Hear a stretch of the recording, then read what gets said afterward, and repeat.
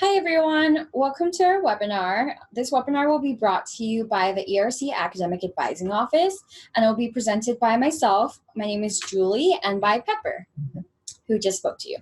So today we'll be talking about how to prepare and plan for your academic success and what you'll need to know to do that. We have 1 hour for this webinar, and we'll be answering questions at the end. Keep in mind all questions submitted to the webinar are visible to other participants. Due to federal law that protects students' privacy and records, we cannot discuss or answer specific questions about your records without written consent. But we'll do our best to generalize and answer as many questions as we can during this time. By registering for this webinar, you are acknowledging that your name and questions will be visible to ERC Academic Advising and other attendees in the session. Let's get started. As a quick review, let's talk about the different requirements that you need to complete towards graduation and define some of those terms. General education courses, or GEs, are courses students need to complete to meet ERC-specific requirements. The topics and courses are based on the ERC philosophy of developing global citizens and giving students a breadth of knowledge in various topics that may or may not be related to their major for a well-rounded education. Major requirements are courses that students need to complete for their major and provides a depth of knowledge in their major's field of study. Only lower division courses for your major can overlap with GE requirements. University requirements are requirements that all UCSD students need to meet to be awarded a degree from the university. This includes completing all major and GE requirements, as well as the EWR, HI, DEI, and having at least 180 units, of which 60 must be upper division units. All major and GE courses can overlap with these requirements. You can find more detailed information regarding these requirements by watching the Triton tutorial videos in the new student site again. Many incoming students ask, what is considered a full academic load at UCSD? 12 units per quarter is the minimum amount of units to be considered a full-time student at UC San Diego. It is also the minimum needed for financial aid, living on campus, international student visas, and I-20s, and student athletes. Also important to note is the minimum progress regulation. You must complete 36 academic units each academic year to maintain minimum progress and qualify for further registration. However, we recommend that you enroll in 16 units per quarter. Most of our courses are 4 units each, so that would be about 4 courses in a quarter. This will help keep you on track to finish in 4 years and give you the option to drop a course and still be full-time if needed. We do not recommend taking more than 16 units per quarter. For those of you who are on Cal Grants, this funding is limited to 4 academic years. In order to graduate in 4 years, you must complete 15 units or more per quarter. Please view the academic plan for your major, and after you have completed your first quarter of classes at UC San Diego, contact your college and major academic advising offices for additional guidance.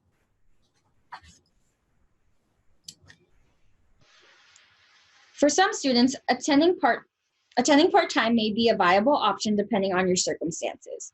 Students who apply online and are approved for part-time status may enroll in 10 or fewer units per quarter and pay reduced fees.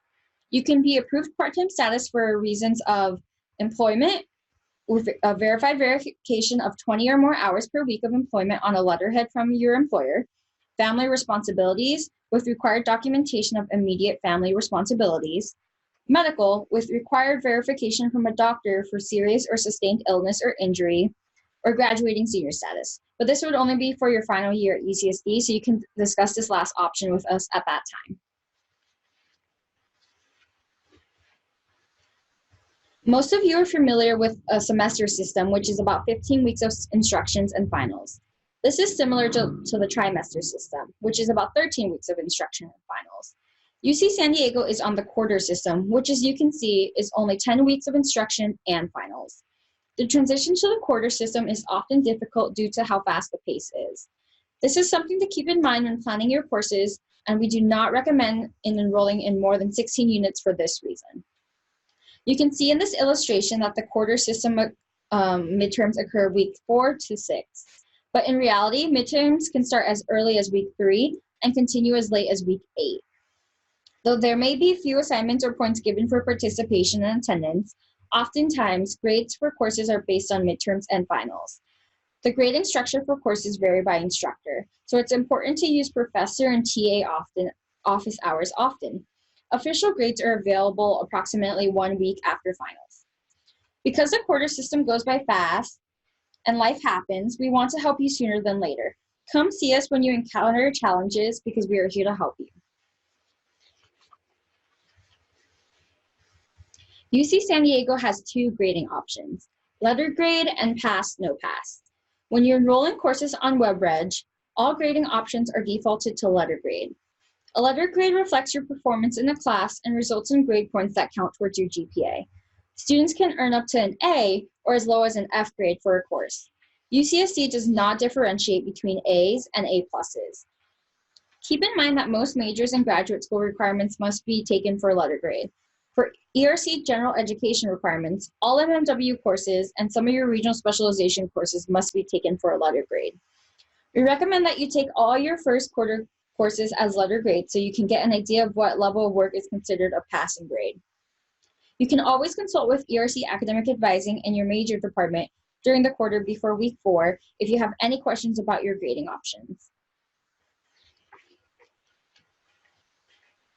A pass, no pass, or PNP, shows that you have either passed or not passed a class. Students whose overall performance in a class is a C- or better will receive a pass grade. Performance in a class that is below a C- will result in a no pass grade. Classes with P grades count towards your unit requirements for a degree but do not apply to your GPA. No more than 1/4 of your total UCSD course units, or no more than 25%, can be taken as pass, no pass. That's about 1 course per quarter if you're taking 4 courses per quarter. Again, you can always consult with ERC Academic Advising and your major department during the quarter before week 4 if you have questions about your grading option. Students at UCSD are considered in good academic standing as long as they maintain at least a 2.0 GPA and a 2.0 cumulative GPA. 2.0 quarter GPA and a 2.0 cumulative GPA. If your quarter and or your cumulative GPA fall below a 2.0, you could face academic probation or subject to disqualification.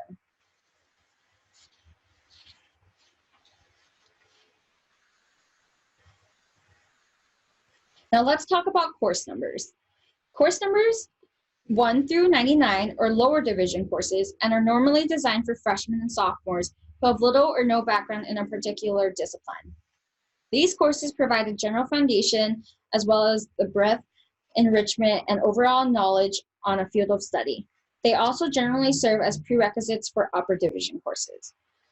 Courses numbered 100 through 199 are upper division courses and are typically open to students who have completed at least 1 lower division prerequisite course in that given subject or usually have junior or senior standing. These specialized courses provide an in-depth study of the disciplines, theories, and methods, as well as an understanding of the applications and limitations of those theories.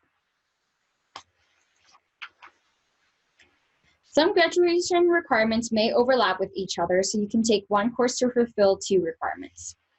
Acceptable overlaps include lower division courses for your major and or minor may overlap with ERC GE requirements. Lower division courses taken for your major may overlap with your minor requirements. Up to 2 upper division courses for your minor may overlap with your major, pending the departments approve the overlap. Up to 3 upper division courses may overlap between ERC GEs and minor requirements. The Diversity, Equity, and Inclusion, DEI, ERC Upper Division Writing, and American History and Institutions, AHI, requirements may overlap with any other requirement for graduation, including major, minor, and or other GEs. There are also some graduation requirements that may not overlap with each other and must be taken separately. Unacceptable overlaps include upper division courses taken for your major may not overlap with any ERC GE requirements except the upper division writing requirement. There are some exceptions if you are approved for a double major. Please see acceptable double major overlap on our website. Upper division courses taken for 1 minor may not overlap with any other minor requirement. Courses taken for 1 ERC GE requirement may not overlap with another ERC GE requirement, with exception of the upper division writing requirement.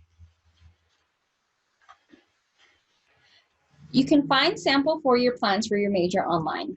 These sample plans can give you an idea of how many courses you'll need to take to graduate and what courses are required. They will also show you what requirements can overlap. Some majors will have a tab to show you how to graduate in 3 years for freshmen and 2 years for transfers.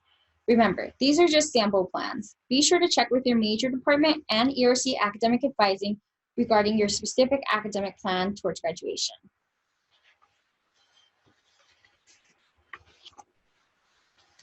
If you are undeclared or thinking of changing your major, don't worry. ERC Advising can help you. Some resources you can use to help you find a new area of interest are your GEs, taking elective courses in a major to try it out, talking to the department or your professors about possible areas of interest, asking friends, classmates, and family about different classes and careers, Career Services Center, and the UCSD General Catalog. Remember, you can be any major at any college at UCSD.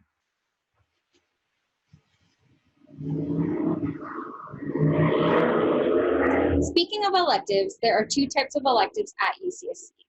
Major electives are courses that are required by the major and encompass topics that are beyond the foundational courses that the department has prescribed. If your major requires you to take major electives, the department will provide you with a list of courses you can choose from within the department. General electives are courses that are not required or do not count towards completing major or GE requirements. Depending on your major, you may or may not need to take general electives in order to meet university requirements to graduate. You can find more detailed information regarding these requirements by visiting the UCSD catalog at http://catalog.ucsd.edu. When it comes to studying, depending on how difficult a course is, a general guide to remember is for every hour you spend in class, you should be studying 2 to 3 hours outside of class. For a typical 4-unit class, that means you will be studying about 8 to 12 hours per week for that one class. If you're taking 3 classes or 12 units, you'll be studying about 36 hours per week.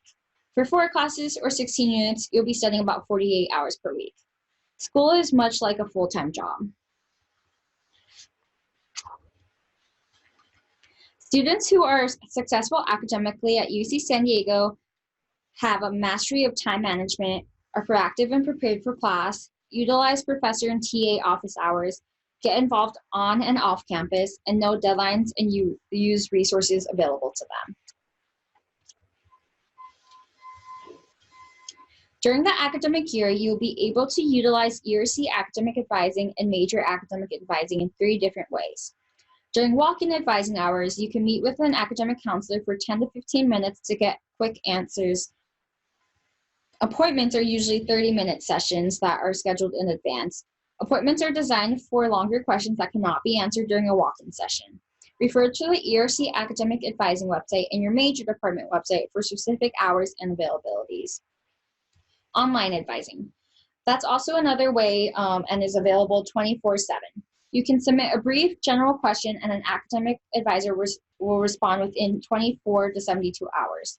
Online advising is a great way to get quick questions answered, especially if you are not on campus.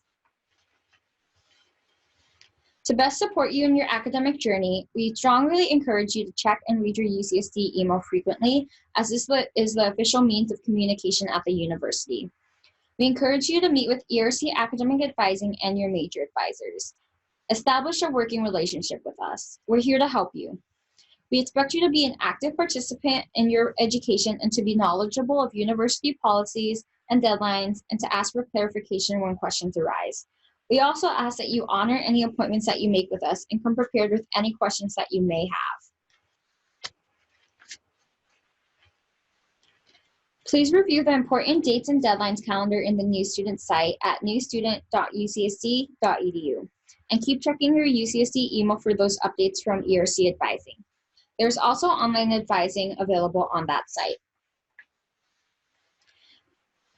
At this time, we will begin a question and answer portion of the webinar.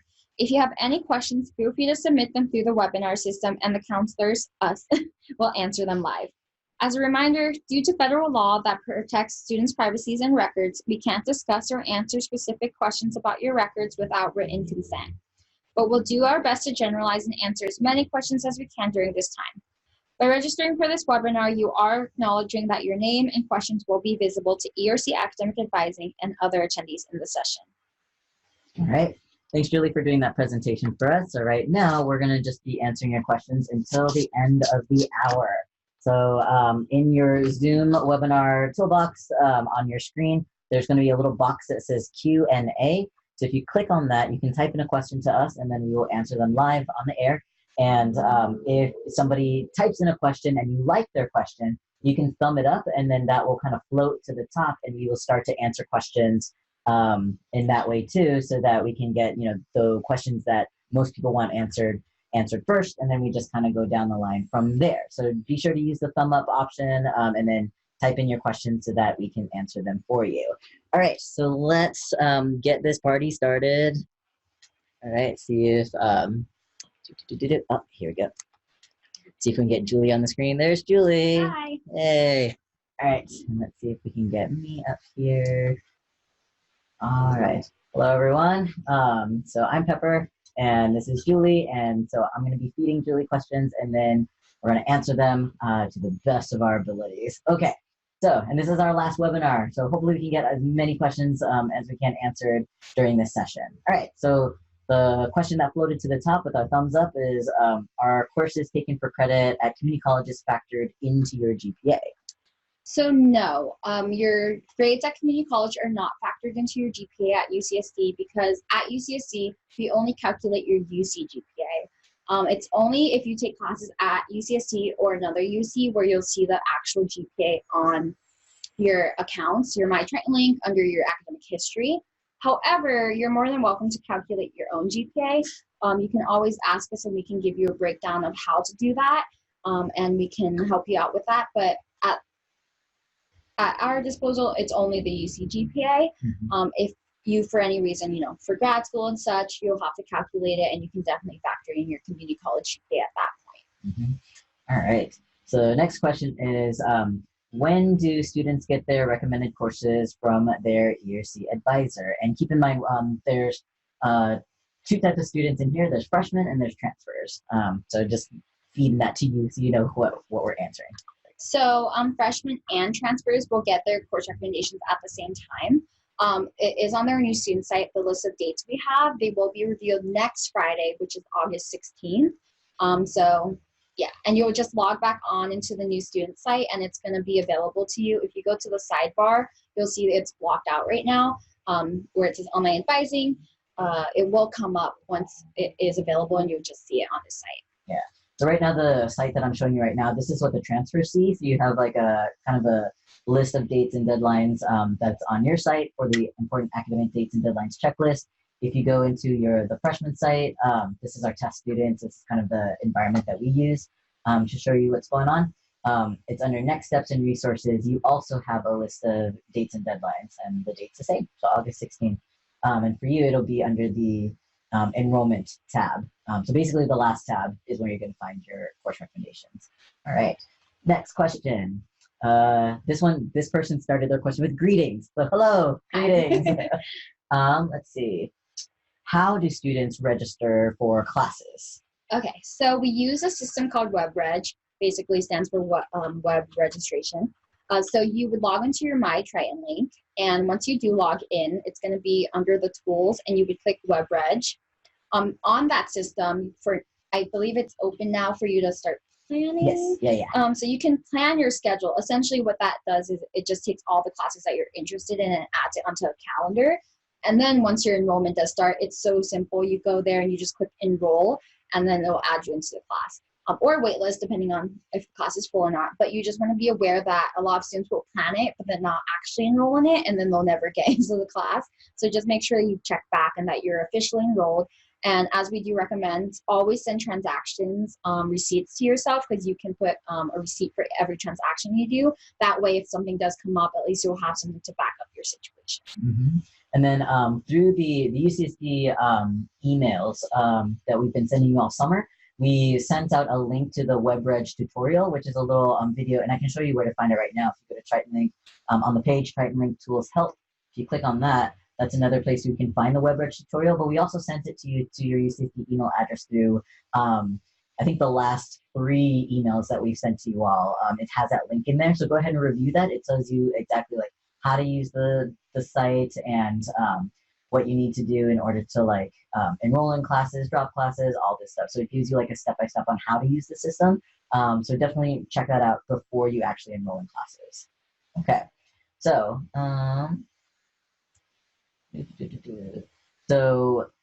we already answered how to check recommended courses. So we already covered that. It's on the new student site, August 16th.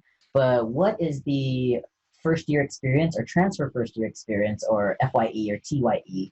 Do they get credits for that course? What's that all about? So those are 1-unit courses, correct me if I'm wrong, Pepper. Those are 1-unit seminars. Essentially what it is, it's basically just providing students a way to transition to the university. So there's a freshman specific one and then a transfer specific one. Enrolling in it, you basically will get advice on strategies for success. You'll get one-on-one interactions with a faculty member just so you can work your way through the university. And we do recommend it, especially if you're going to be coming from elsewhere, you're not from San Diego, you know, it's just a way to help you acclimate to the environment, and it's definitely beneficial. And like Julie said, there's 2 kinds, one for transfers, one for freshmen. They do cover different things. It is to acclimate you to the university, but in different ways. Because for transfers, a lot of you are looking into maybe doing internships, research, how to get involved with faculty and kind of jumping into things. Whereas for freshmen, it's kind of acclimating you to college in general. And then as the quarter goes by, you kind of slowly start to get introduced to those things. So same purpose, but they're kind of approaching it from different ways because you all are coming at it from different perspectives. And different points in your life and your academic career. All right, next question is there a difference between the advising that they get from ERC and the advising that they get from the department or their major department? Yes, there is a difference. So ERC, UCSD is a very decentralized campus. You'll hear us using that term a lot. The reason why is because each department on campus has their own advising unit, and each department, we all have our own specialties. So ERC, we're more of the general overview of things. We'll advise you on ERC requirements, university requirements, but typically we don't go in depth with the major, especially because we don't want to misadvise you. Whereas the major departments, that's what they specialize in. They'll tell you what you need for your major. They can look at your degree audit and show you what classes you still need to take. So you'll, most of the time on campus, you'll visit both of us for different things. So major question, go to your major department. General question, ERC requirement, university requirement, come to ERC. And then what we talked about earlier in the presentation, where we talked about like general education requirements, major requirements, and university requirements. So your major is going to cover basically just your major stuff and all the nitty-gritty things you need for them. But ERC, we take care of your GEs and university requirements, and basically we just kind of see your way through graduation as well. We just kind of make sure, you know, if you're having academic difficulties, always come to us as the very first step, because we can refer you to the right department, especially if you don't know where to go. We're the starting point, but you know, we might always refer you out depending on your situation. Yeah, so you're going to get 2 different things, but also if you don't know where to start, we pretty much, because we're generalists, whereas your major is specialist and really about your major, anything outside of that, they're going to refer you probably to somebody else. But if you're not sure where to go, because we're generalists, we can answer mostly everything, or at least helping you to figure out where it is you need to go. So let's see. Next thing is on WebReg, it shows that there's not a lot of spaces left for classes. Does that mean that the class is full, and how are they going to get space in the class? Yeah, so that's a really big worry that our incoming class has. You can see that a lot of the seats are probably not open right now. The reason being is because current students have already enrolled and are allowed to continue enrollment. So current students are already in those classes. However, the departments are aware of incoming class, and what they do is they, a lot of the times, especially bigger departments, they'll reserve a certain amount of seats. So you can see, they'll reserve a certain amount of seats, which they'll release so you can see later. At this point, they're not releasing it because current students are still enrolling. So if they release it now, you're not going to be able to get those classes, but they have a really good idea of like how many students are coming in, and they'll release those seats at that point. So check again once your course recommendations are out, because at that point they'll start releasing the seats and you can see if they're open or not. But as Pepper has on the screen right now, you can see what classes are full and what are open. And just so you can understand the differentiation of what you're seeing right now, LE stands for lecture. So that's going to be the entire lecture where all students will be in. Discussions are a little bit smaller segments. So it's about 10 to 15 students, up to 30. It really depends. And that's when you're going to be meeting with the TA and such. And you have to sign up for discussion to be enrolled in the lecture. You don't sign up for the lecture, it's the opposite. Mm-hmm. And as we're seeing on this example for MMW, like as Julie said, most of the sections that you'll have are probably about like 15 to 30 people. What they're having right now for our current students, because they're enrolling classes, there's just 4 seats available for them. So obviously we're not gonna have a class of just 4 students. Those are just for our current students. Their enrollment actually stops. So we block them from enrolling classes when you all start to enroll, so that it's just first year students, transfers and first years, you're all gonna come in and get your spots. And then after that, once you all are settled in, then we'll allow everybody, you as well as our current students, to be able to move around in classes. But we do distinguish between our current students and you all to make sure you get seats.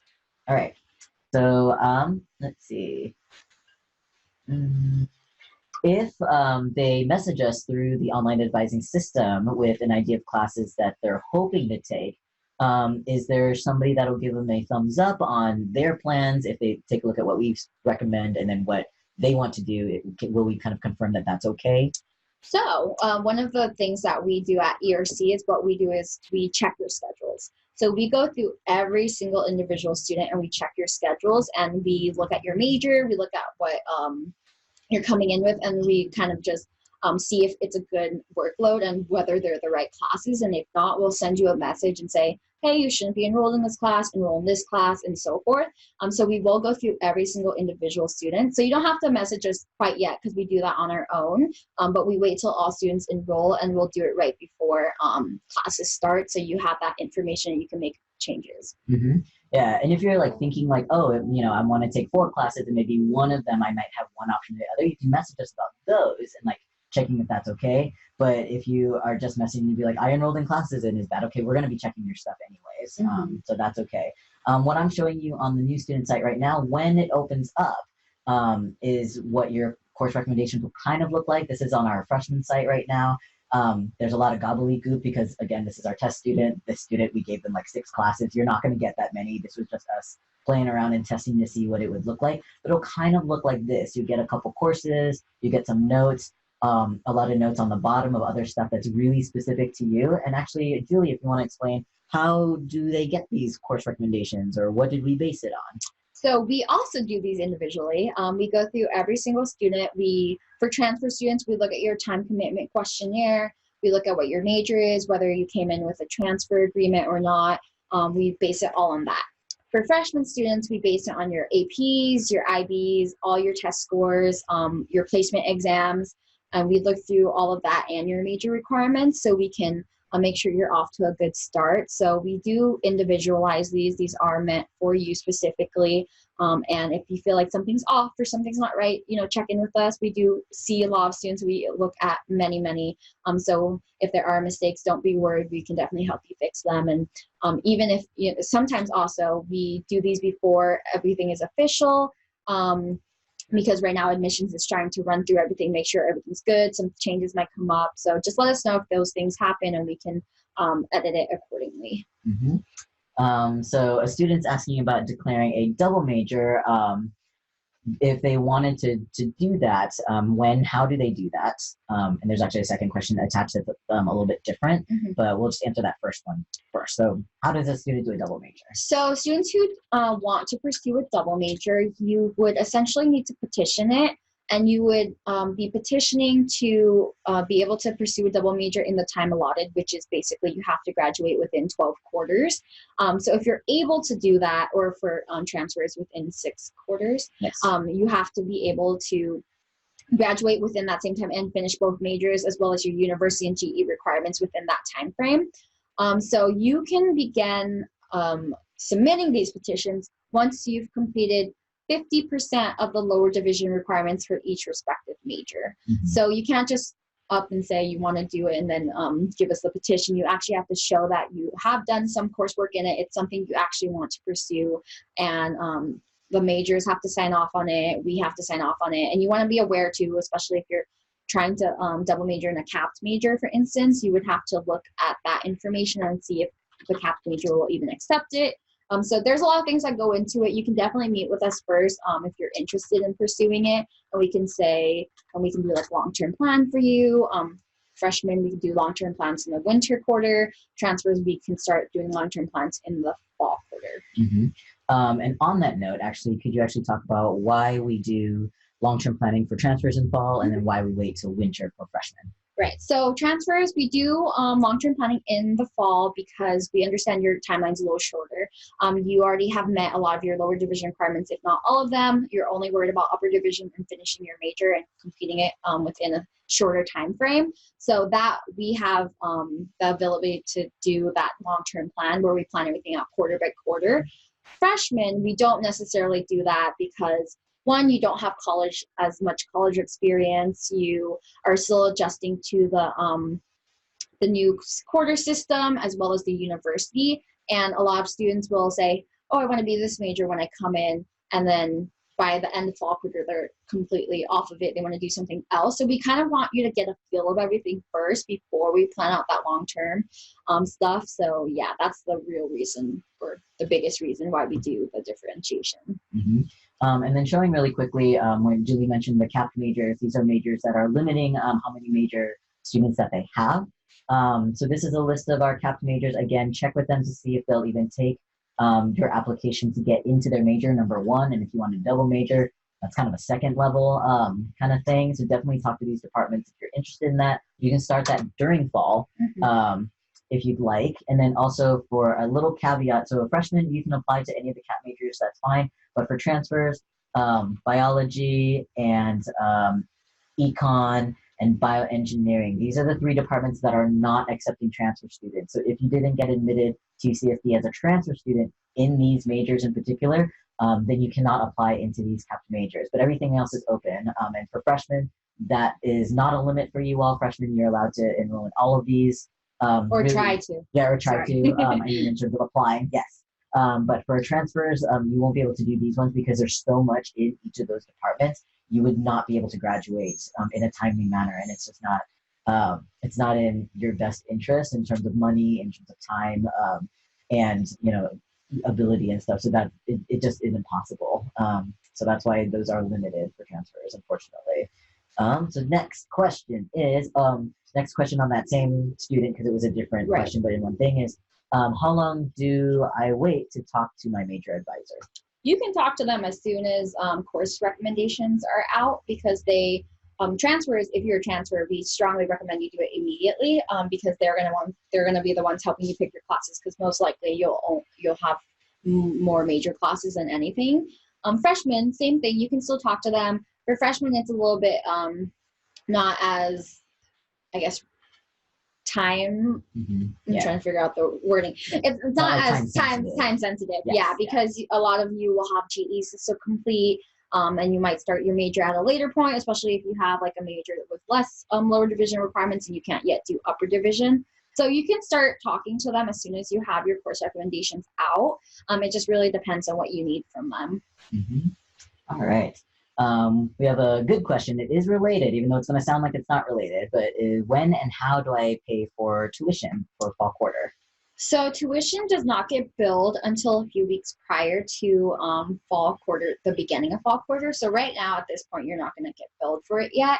If you click on My Triton link and you go through the calendar, you can see the exact date that they're going to post to your account. And if you're on financial aid, usually the financial aid office works in coordination with tuition, so they'll make sure that it's timed out well enough for it to hit your accounts and make sure that it's like paid off. And just keep checking your accounts, and if you have any questions, these are the offices on campus to reach out to. Billing and payment would be for tuition, and financial aid for financial aid. Mm-hmm. Perfect. And the reason why that's important and that's related to academics is because if you don't pay your tuition by, I think, the Wednesday of week zero. Yeah. By welcome week. By welcome week. So we have a week 0 during fall quarter where you're kind of like doing activities and things like that. Let me see if I can actually pull that up really quick. Resources. So that will be welcome week is September 22nd to 28th. That Thursday is when classes start. So classes start on the Thursday of that week.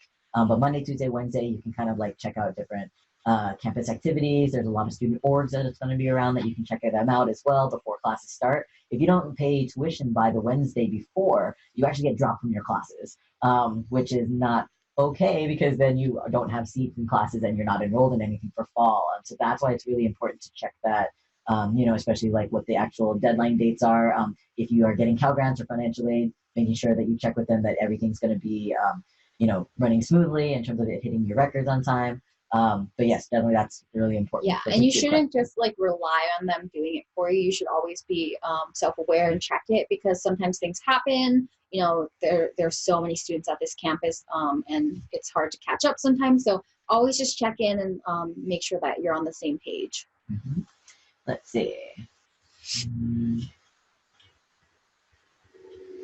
So if a student is thinking about changing their major or possibly doing a double major later on, or even doing it now if they're transfer students, and they can't change anything on their records until they enroll in classes, so maybe you want to explain that a little bit. What should they enroll in if they're thinking about making those changes? So I guess let's talk about like why they can't do things before they enroll in classes and then how they make those changes.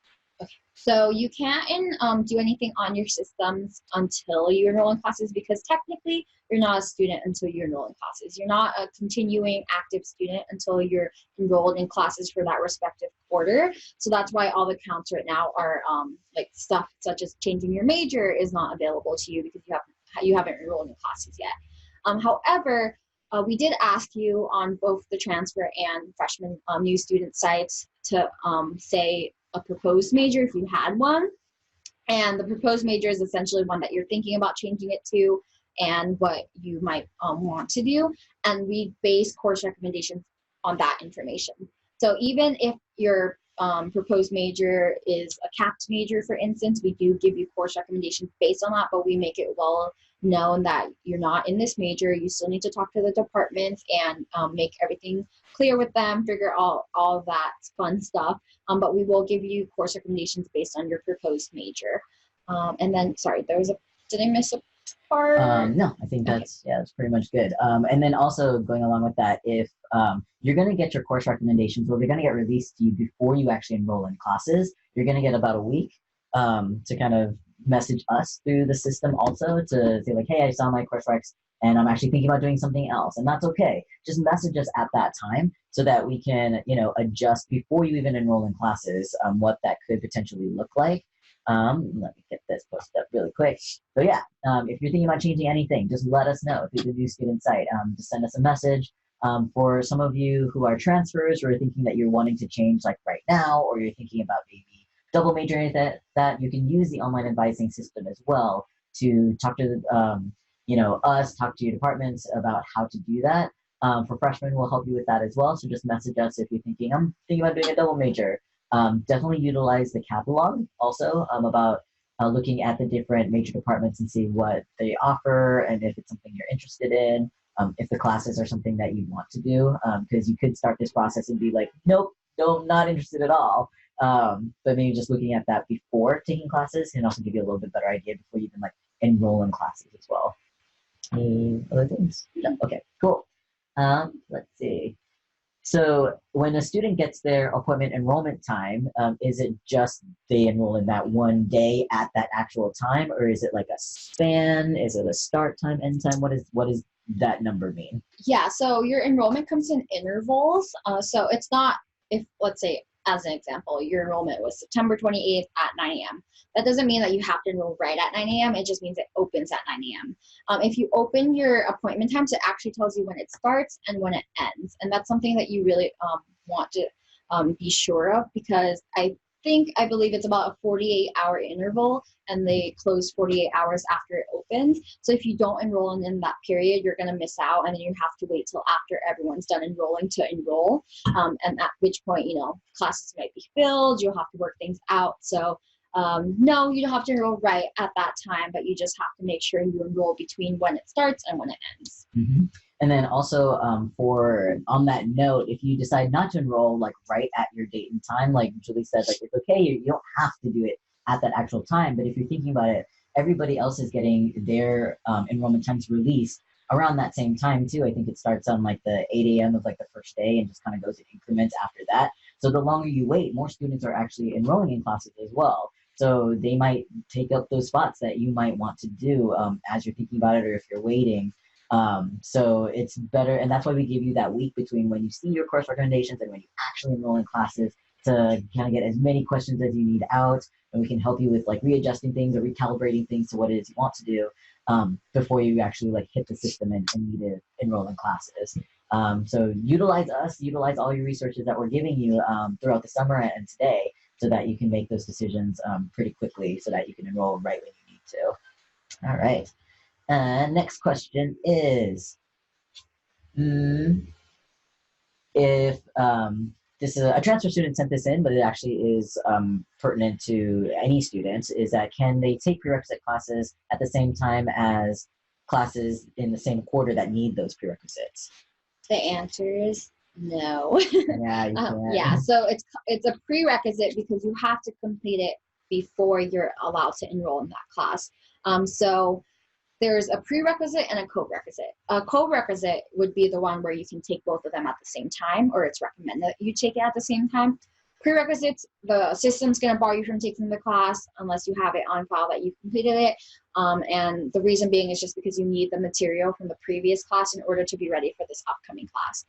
So yeah, you do need to complete your prerequisites before you're able to enroll, and they can't be taken at the same time. Mm-hmm. So I just showed you a little bit ago when Julie was talking about is what the prerequisite looks like. You can look it up in the catalog. You can also look it up in the scheduled classes or on WebReg. Let's use, for example, so bio on the catalog, I showed you how to look up those prerequisites. Let's look up a co-requisite. I know that, let's see, sometimes 12, let's see, you might not have it available. You might have to look in the catalog, but if you're looking at it, the prerequisites are also in here. If you just click on this, it'll say like, there's no prerequisites. So then you know that you can just take that class without enrolling in anything.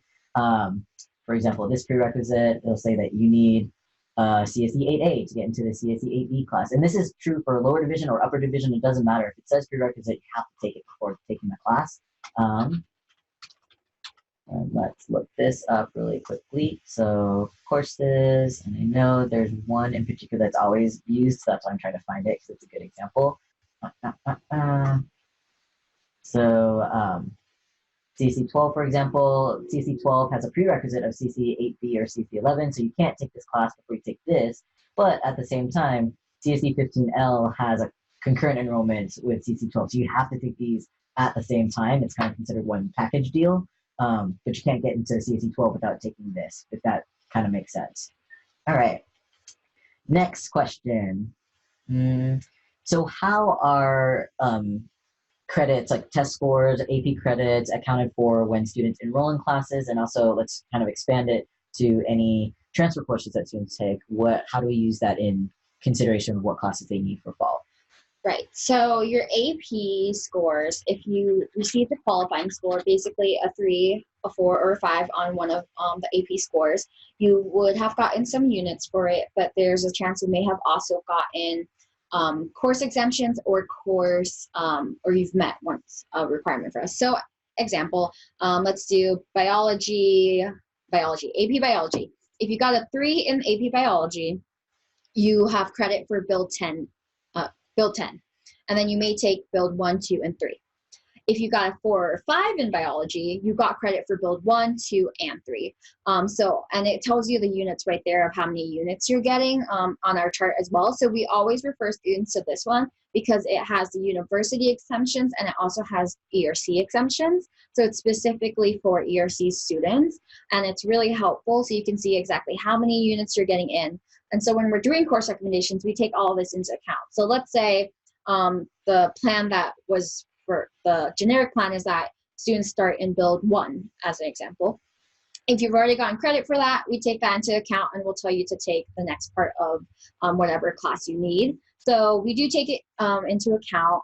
For transfers, same thing for coursework. We look at your transfer coursework, and if you have any courses that transferred over as UCSD equivalent to one of our UCSD courses, then you already have credit for it, and we'll give you more For transfers, it's a little bit different because your recs are more, since the college is doing them, they're more generic because we want you to talk to your major department, and they would be able to see that on your record and make sure that you're enrolling in the right class. Yeah. So I guess that's a good time to kind of talk about the difference, right? So for freshmen, it's pretty much more prescriptive because you're pretty much just starting off your college career, and there's a lot more stuff for you to take in terms of lower divisions, GEs. You have a little bit more options for that because you're just starting out. For transfers, you all kind of did all of that stuff, your GEs, lower division stuff, like elective credits. So you're basically just starting in like your major in the upper division, like specialized classes. Some of you might have a couple GEs left depending on if you have a transfer agreement or not. So that's something that we want to mostly talk to your major about what classes you'll need to do. And then also we kind of tailor your course recommendations based on your time commitment questionnaire, which is a little bit more about what's happening in your personal life. Some of you are coming in transferring, from the military. Some of you are transferring in with like families, or you're working full time, or you're kind of in like a different life state sometimes, generally in comparison to our freshmen who are coming in usually just from high school. So we base your course recommendations more around those things than they are around like actual classes that you might like be required to take, only because for freshmen they need to take a little bit more than you do. So we're kind of approaching it in different ways. But they all kind of revolve around what you need to do, and it sets you up for success when you're here. All right, next questions. These are really good questions, so keep them coming. Let's see. If a student wants to make an appointment for like long-term planning, if they're transfers, that's in fall. If it's freshman, that'll be in winter. How do they do that? And kind of working on that process for long-term in terms of if they want to double major, study abroad, or do other things. How do you even start that process to make that appointment? Okay, so you're the best person to ask because you'll be calling me. So you will need to call our office to schedule an appointment, because we do have 8 counselors. We need to see what time is like best for all of you in terms of our availability as well. However, we always recommend that you meet with your major department first to start the 4-year plan. That's for both of you, freshmen and transfer. Freshmen and transfer. Yes. The reason being is because we don't advise on major, and a lot of times, as Pepper mentioned, we are generalists. We don't know when specific classes are being offered and when you should be taking them. So your major department can start a 4-year plan, and all major departments do 4-year plans as well. They start it with you. Call us afterwards, and that's our phone number on the screen, and then we can just have you meet with one of our counselors. We'll fill everything else in, make sure you're good on units, make sure you have everything on there, and we basically will help you plan out your next 2, 3, or 4 years.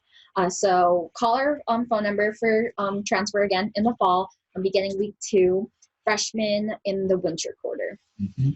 And let's see. And I also, once you do call, I always screen every student. So I will be asking you some questions. So even if you're hearing this now, you'll probably hear it again.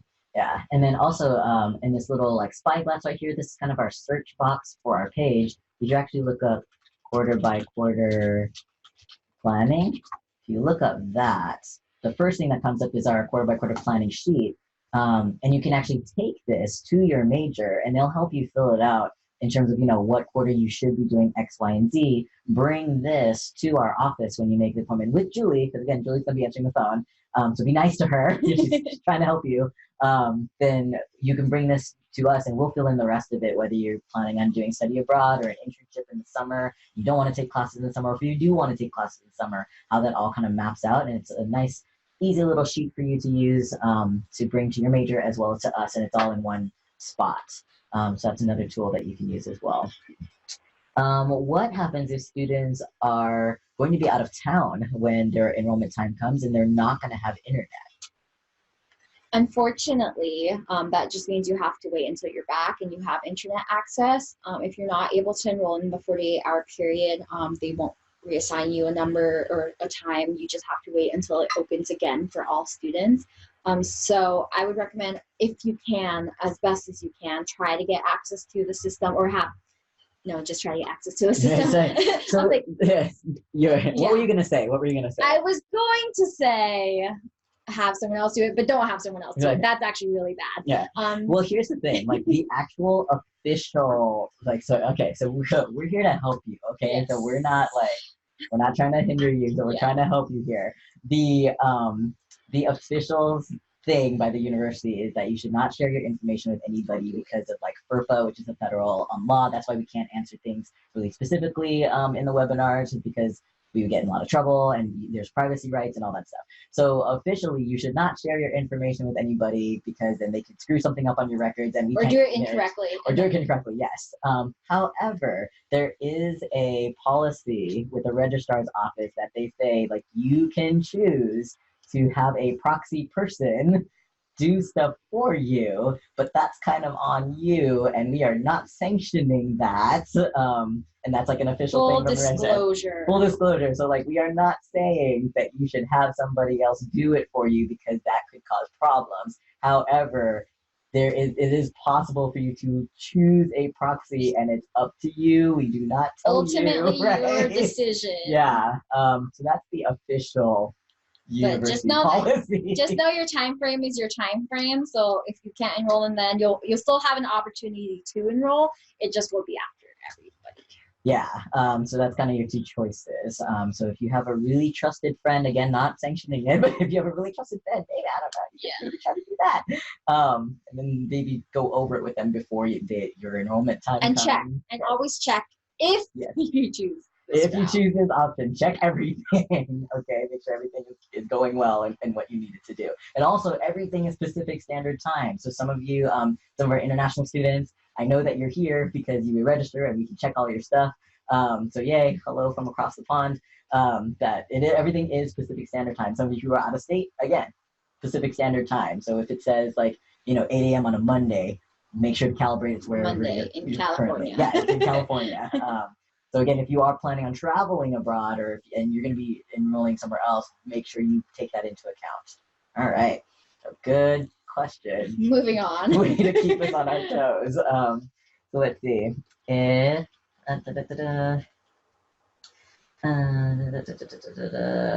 So there's this one's a little bit more specific to transfer students in terms of admissions and how many credits they're allowed to transfer in. Okay. There's this assumption that you have to have 90 units before you can transfer.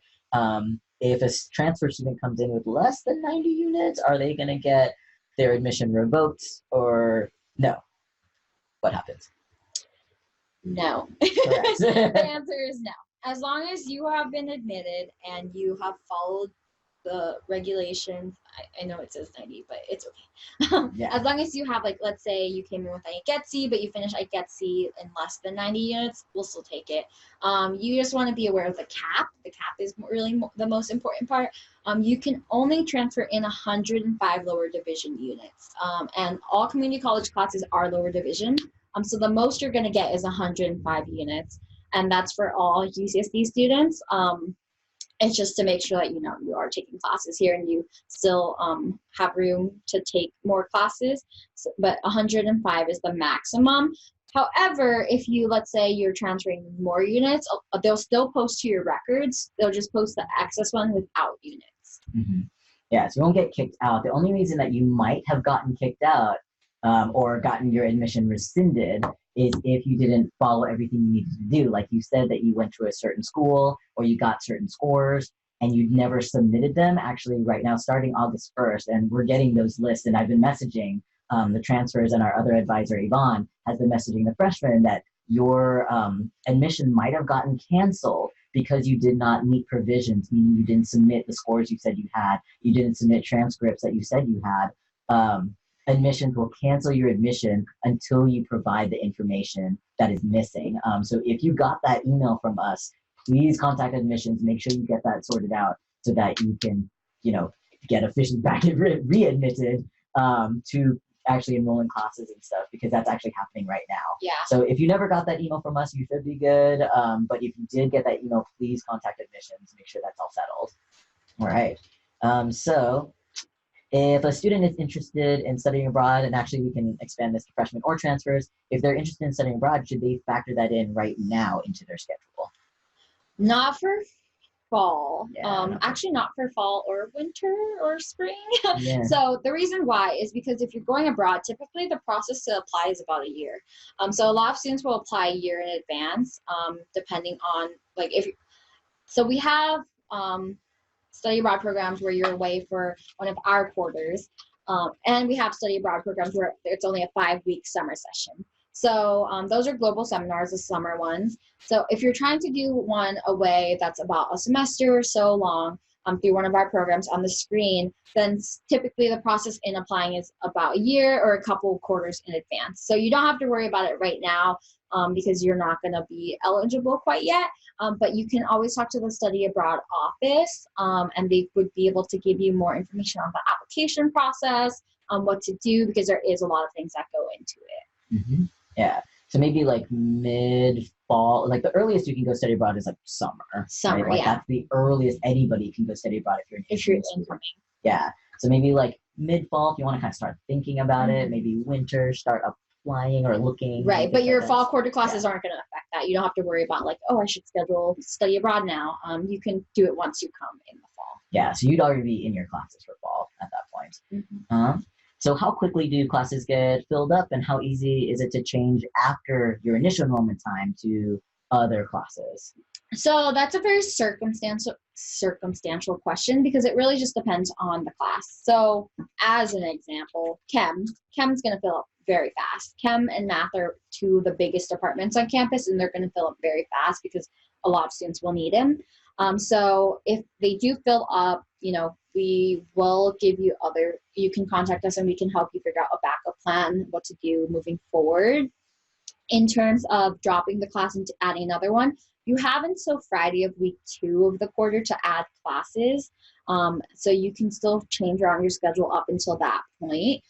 After Friday of week 2, you can't add classes anymore. You can only drop them up to week 4 without a W. So you do have some time, but we would always recommend that you enroll in the classes that you know you want to be in, especially because of the high volume of students enrolling at the same time. There's a chance that if you decide later on that you don't want to be in that class and you want another class, it might already be full, on top of the fact that you're also holding a spot that another student could have.